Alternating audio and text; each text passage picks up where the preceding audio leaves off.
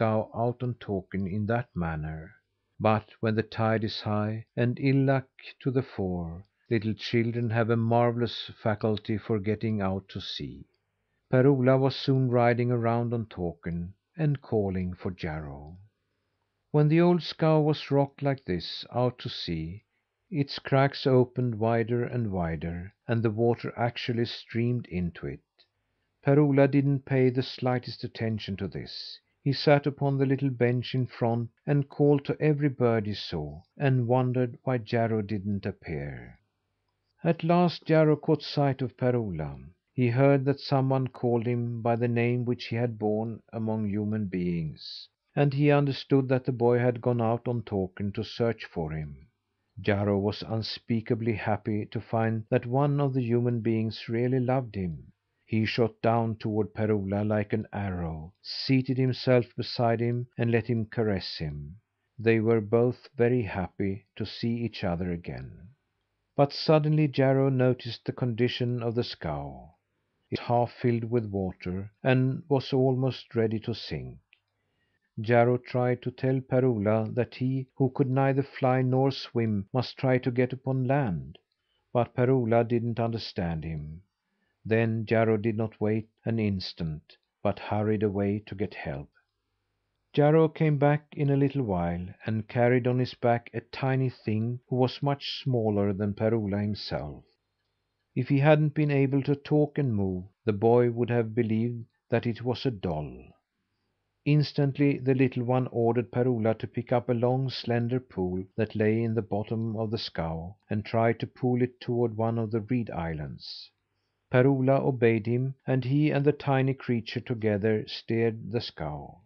With a couple of strokes they were on the little reed encircled island, and now Per-Ola was told that he must step on land. And just the very moment that Per-Ola set foot on land, the scow was filled with water and sank to the bottom. When Per-Ola saw this, he was sure that father and mother would be very angry with him. He would have started in to cry if he hadn't found something else to think about soon, namely, a flock of big gray birds who lighted on the island. The little midget took him up to them, and told him their names and what they said. And this was so funny that Per-Ola forgot everything else. Meanwhile the folks on the farm had discovered that the boy had disappeared, and had started to search for him. They searched the outhouses, looked in the well, and hunted through the cellar. Then they went out into the highways and bypaths, wandered to the neighbouring farm to find out if he had strayed over there, and searched for him also down by Takern. But no matter how much they sought, they did not find him. Caesar, the dog, understood very well that the farmer folk were looking for Per-Ola, but he did nothing to lead them on the right track. Instead, he lay still as though the matter didn't concern him. Later in the day, Per-Ola's footprints were discovered down by the boat landing, and then came the thought that the old leaky scow was no longer on the strand. Then one began to understand how the whole affair had come about. The farmer and his helpers immediately took out the boats and went in search of the boy. They rowed around on Takern until way late in the evening, without seeing the least shadow of him. They couldn't help believing that the old scow had gone down, and that the little one lay dead on the lake bottom. In the evening Per-Ola's mother hunted around on the strand. Everyone else was convinced that the boy was drowned, but she could not bring herself to believe this. She searched all the while. She searched between reeds and bulrushes, tramped and tramped on the muddy shore, never thinking of how deep her foot sank, and how wet she had become. She was unspeakably desperate. Her heart ached in her breast. She did not weep, but wrung her hands and called for her child in loud, piercing tones. Round about her she heard swans and ducks and curlews' shrieks. She thought that they followed her, and moaned and wailed they too. Surely they too must be in trouble, since they moaned so, thought she. Then she remembered. These were only birds that she heard complain. They surely had no worries. It was strange that they did not quiet down after sunset. But she heard all these uncountable bird throngs which lived along Takern send forth cry upon cry.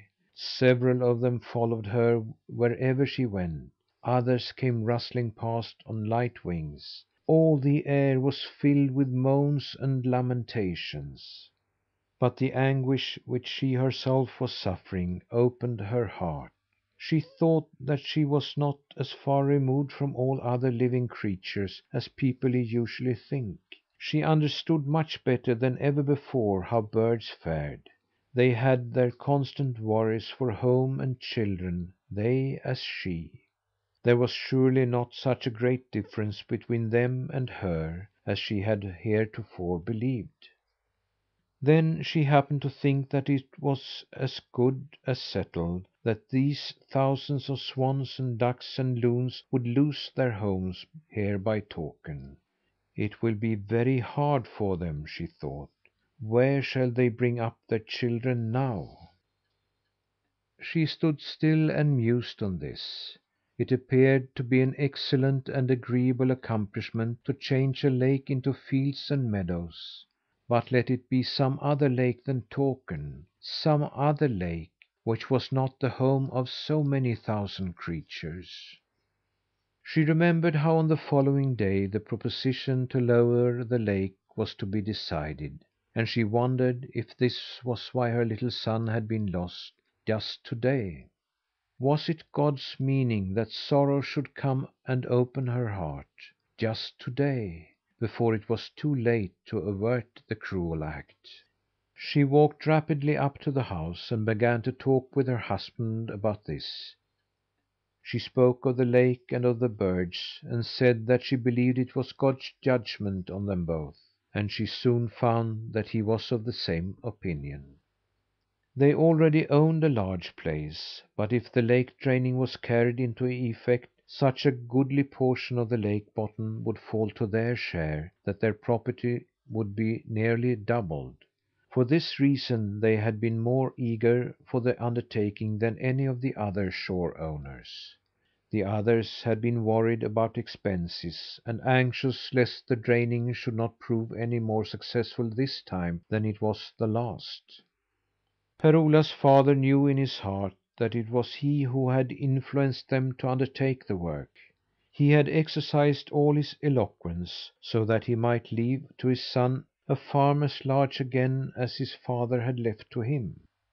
He stood and pondered if God's hand was back of the fact that Takern had taken his son from him on the day before he was to draw up the contract to lay it waste.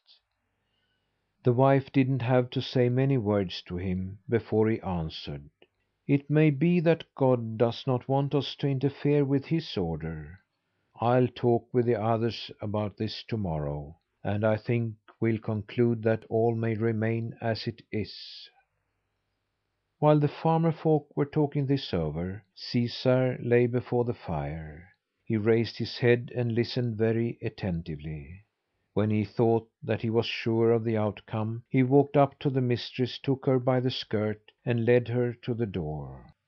"But Caesar," said she, and wanted to break loose. "Do you know where Per-Ola is?" she exclaimed. Caesar barked joyfully and threw himself against the door. She opened it, and Caesar dashed down toward Takern. The mistress was so positive he knew where Per-Ola was that she rushed after him, and no sooner had they reached the shore than they heard a child's cry out on the lake. Per-Ola had had the best day of his life in company with Thumbietot and the birds, but now he had begun to cry because he was hungry and afraid of the darkness. And he was glad when father and mother and Caesar came for him. End of the Big Birdlake. Read by Lars Rolander.